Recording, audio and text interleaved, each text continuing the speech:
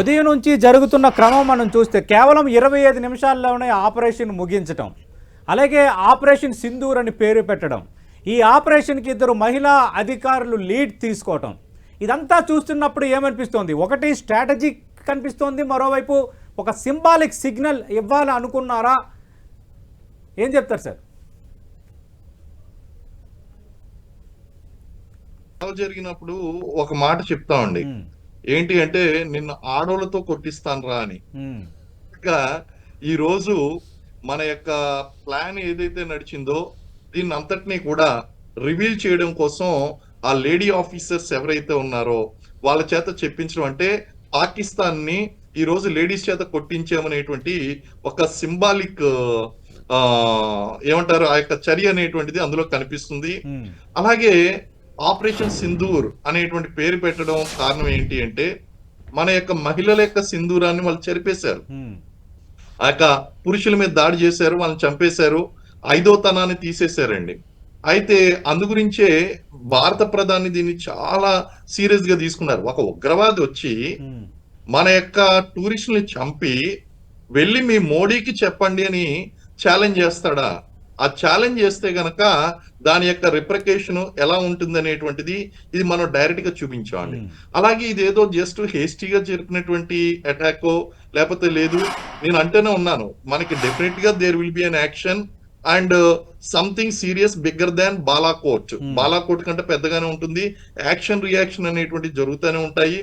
అయితే ఏ రోజైతే దేశ ప్రధాని ఆ రోజు మీరు ఎక్కడున్నా సరే, ప్రపంచంలో ఎక్కడున్నా సరే మిమ్మల్ని వెతికి పట్టుకుంటాం, అలాగే ఉగ్రవాదానికి సరైనటువంటి బుద్ధి చెప్తాం అని చెప్పేసి ఎప్పుడైతే ఆ స్టేట్మెంట్ ఇచ్చారో ఆ రోజు నుంచి ప్రిపరేషన్స్ ప్రారంభమైనాయండి. అలాగే డిసెప్టివ్ ప్లాన్, మన మేజర్ భరత్ సార్ చెప్పినట్టు deception is very important, surprise element is very important. ఎప్పుడు దాడి చేయాలి, ఎక్కడ దాడి చేయాలి, ఎలా దాడి చేయాలి అనేటువంటిది ఆర్మడ్ ఫోర్సెస్ నిర్ణయిస్తాయి. వాళ్ళకి పూర్తి స్థాయి స్వేచ్ఛను ఇచ్చామో అంటే మీరు ప్రతి యాక్షన్ ఒకసారి రికలెక్ట్ చేసుకోండి. రికలెక్ట్ చేసుకుంటే మొదటి నుంచి కూడా చాలా ప్లాన్డ్ గా మనం మూవ్ చేసాము, చాలా టాక్టికల్ గా ప్లాన్ చేసాము. అలాగే మన ఇండియన్ ఆర్మీ దాన్ని ఎక్స్ప్లెయిన్ చేసినప్పుడల్లా ఇదేముందంటే this is a non escalatory well planned operation and precision planning అని చెప్పేసి చెప్పిందండి. అంటే మనం సెలెక్టివ్ టార్గెట్స్ తీసుకున్నాం. గత కొన్ని సంవత్సరాలుగా మనం చెప్తున్నాం, యూరి సంఘటన జరిగినప్పుడు చెప్పాము, పుల్వామా సంఘటన జరిగినప్పుడు చెప్పాము, చూడండి మీకు పాకిస్తాన్ లో ఈ ప్రాంతాల్లో ఉగ్రవాదులు అనేటువంటి వాళ్ళు శిక్షణ తీసుకుంటున్నారు, ఈ ప్రాంతాలను మీరు కట్టడి చేయండి, ఆ ఉగ్రవాదులను అరెస్ట్ చేయండి, మాకు అప్పగించండి అని చెప్తే పాకిస్తాన్ నిమ్మక నీరెత్తినట్లు ఏమాత్రం కూడా మాట్లాడలేదండి.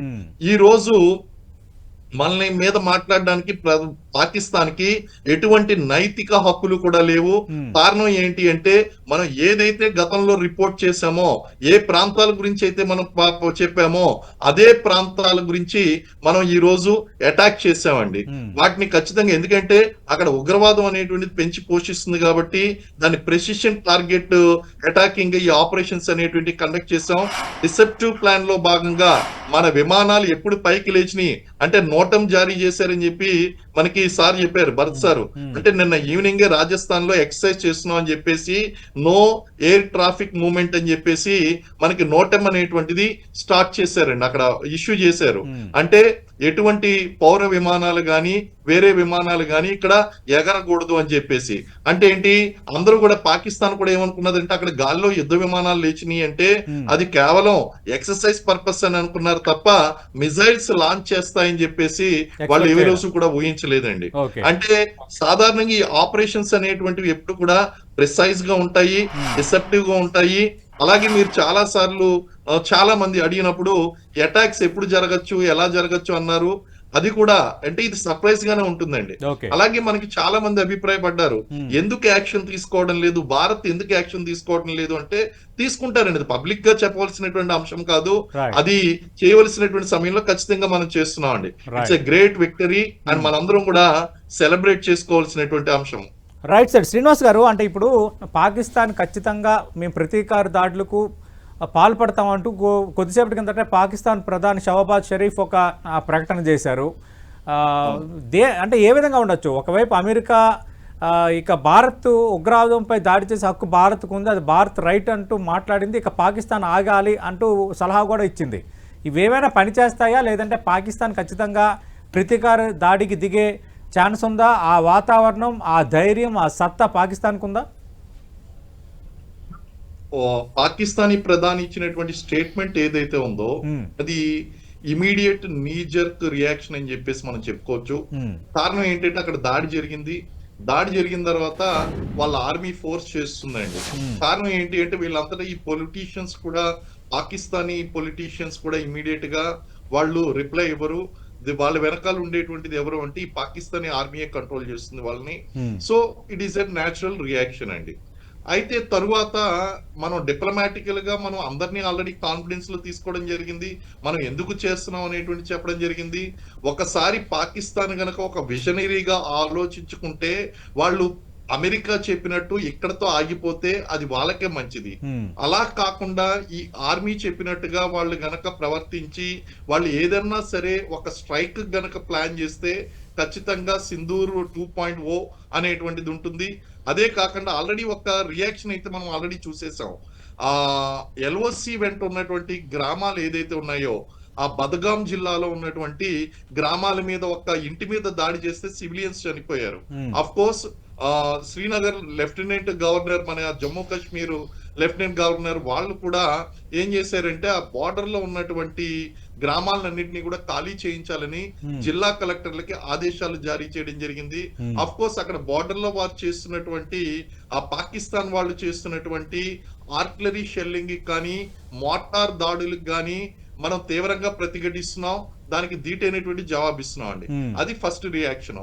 రెండో రియాక్షన్ ఏంటి అంటే మన దగ్గర సెలెక్టెడ్ ఐడెంటిఫై చేసినటువంటి, ఇప్పుడు వాళ్ళకి దాడి చేయాలి అంటే గనక 2 ఆప్షన్స్ ఉన్నాయి. భారత్ యొక్క డిఫెన్స్ ఇన్స్టాలేషన్స్ మీద దాడి చేయాలి, లేదా పౌర సముదాయాల మీద దాడి చేయాలండి.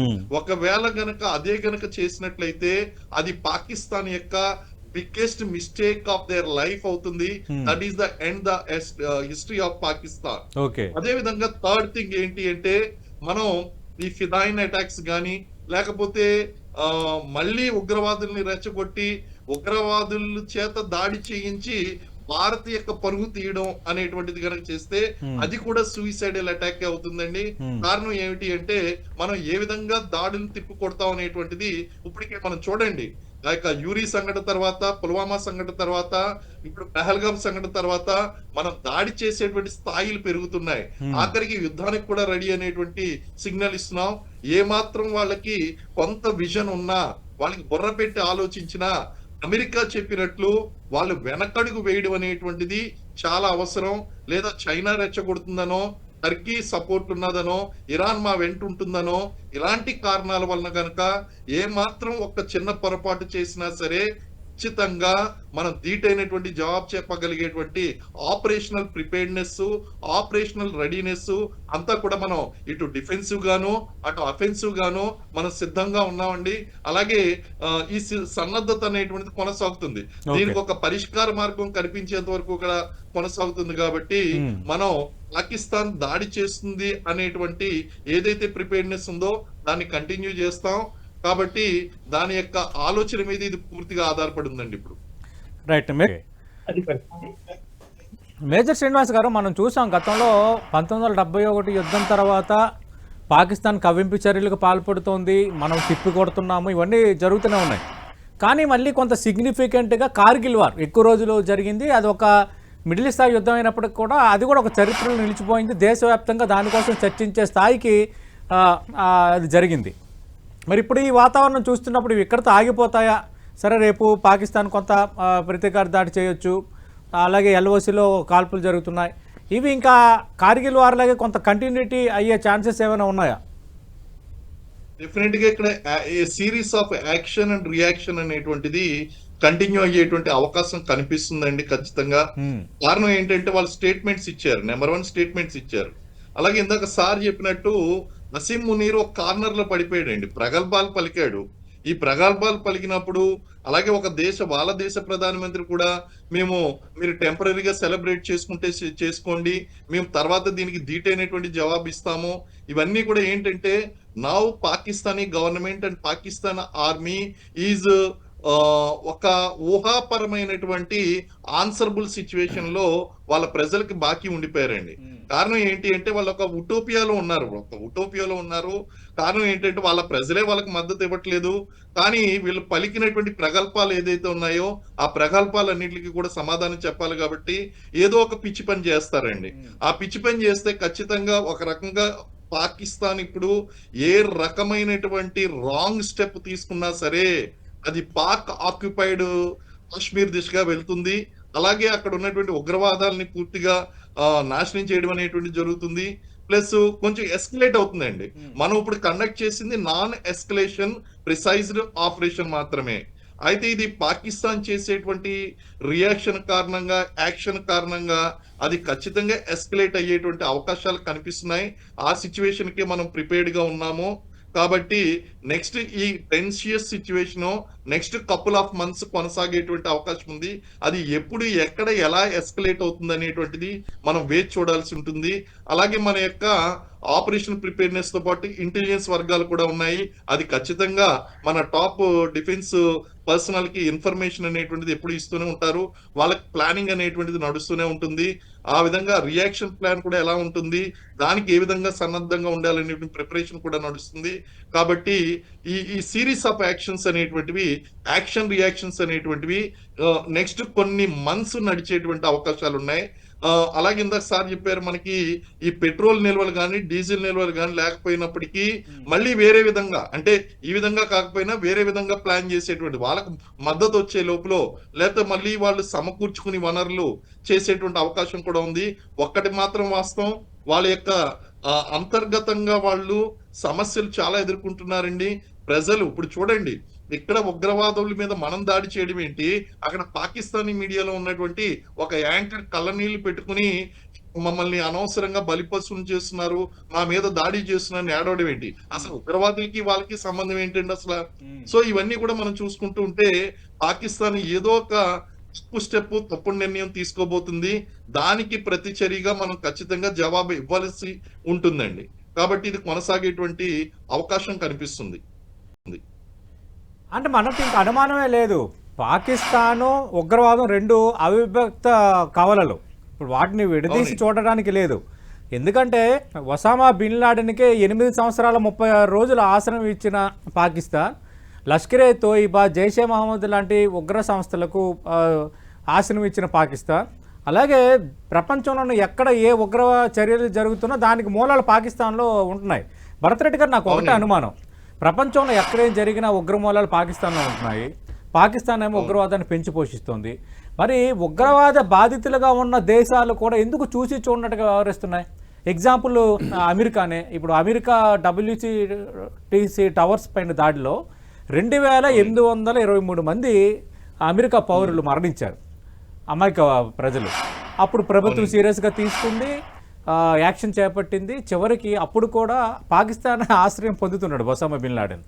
పాకిస్తాన్లోని అటంబాబాద్లో ఆయన్ని అటాక్ చేశారు. అప్పటికి 8 సంవత్సరాల 36 రోజులు ఆశ్రమం ఇస్తుంది. మరి ఎందుకు అంటే పాకిస్తాన్ విషయంలో చూసి చూన్నట్టుగా వ్యవహారం ఎందుకు, ఈ సన్నాయి నొక్కులు ఎందుకు?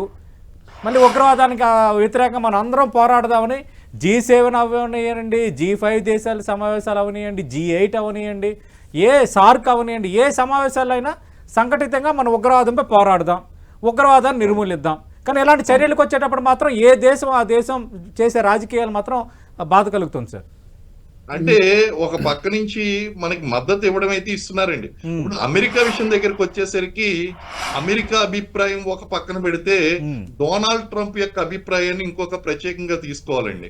ఆయన ప్రవర్తన ఎలా ఉంటుంది అంటే ఎక్సెంట్రిక్ అని చెప్పాలి. ఒక రకంగా భారత్కి నేను శత్రువుని కాదు మిత్రుని అంటాడు, మళ్ళీ యాక్షన్స్ ఇంకో విధంగా ఉంటాయి. ఏదేమైనప్పటికీ ప్రస్తుత సిచ్యువేషన్ లో ఒక మాట అయితే చాలా క్లారిటీగా చెప్పాడు. ఏంటి అంటే మీరైతే నెక్స్ట్ యాక్షన్ చెయ్యవద్దు, ఇది తీవ్రవాదం మీద ఉగ్రవాదం మీద జరుగుతుంది కాబట్టి మీరు నెక్స్ట్ స్టెప్ తీసుకోవద్దు అన్న దాంట్లో క్లారిటీ ఉందండి. ఆ క్లారిటీ ఉంటూనే మళ్ళీ ఏం చేస్తాడు, చిన్న లూజ్ మాట ఏదో వదులుతాడు. అంటే ఇప్పుడు ట్రంప్ ని కొంచెం మనం తీసుకుని మన వైపునే పెట్టుకుందాం, ఆయన్ని మనకు మిత్రుడిగానే మనం భావిద్దాం, మాక్సిమం బెనిఫిట్ మనమే పొందేలా మనం ప్రయత్నిద్దాం. సో ఈ ఇంటర్నేషనల్ జియో పాలిటిక్స్ లో ఒకవేళ ఈ సమయంలో భారత్ గనక బలపడిపోతే ఒకవేళ లీడ్ తీసుకుంటుందేమో లేకపోతే వేరే విధంగా డెవలప్ అవుతుందేమో అనేటువంటి భయాలు కొన్ని దేశాలకు ఉంటాయండి. రైట్. అలాగే ఇంకోటి కూడా మనం చూసుకుంటే గనక ఈ అంతర్జాతీయంగా పోరాటం చేస్తున్నటువంటి ఈ యొక్క ఉగ్రవాద దేశాలన్నిటికీ కూడా ఈ రోజు భారత్ నాయకత్వం వహించినట్లయిందండి. Okay. కారణం ఏంటి అంటే ఈ పాకిస్తాన్ లో దాక్కుని ఉన్నటువంటి మిలిటెంట్లని ఏరివేత అనేటువంటి దాంట్లో వాళ్ళు మోరల్ సపోర్ట్ అనేది ఖచ్చితంగా ఇస్తున్నారు. అవసరమైతే ఇజ్రాయెల్ లాంటి దేశాలు వాళ్ళ యొక్క టెక్నాలజీని కూడా షేర్ చేసుకుంటున్నారు. ఫ్రాన్స్ తన యొక్క టెక్నాలజీని షేర్ చేసుకుంటుంది. ఇవన్నీ కూడా మనం చూసుకుంటే గనక ఖచ్చితంగా మనకి భారత్ వైపు అత్యధికంగా ఉన్నటువంటి దేశాల లిస్టు చూస్తే మనం ఖచ్చితంగా మనం ముందుకు వెళ్ళొచ్చండి. ఈ యొక్క ఆపరేషన్ లో Yes, sir. ఇలాంటి చిన్న చిన్న స్టేట్మెంట్ వలన పెద్ద ఫరక్ ఏం పడదండి మనకి.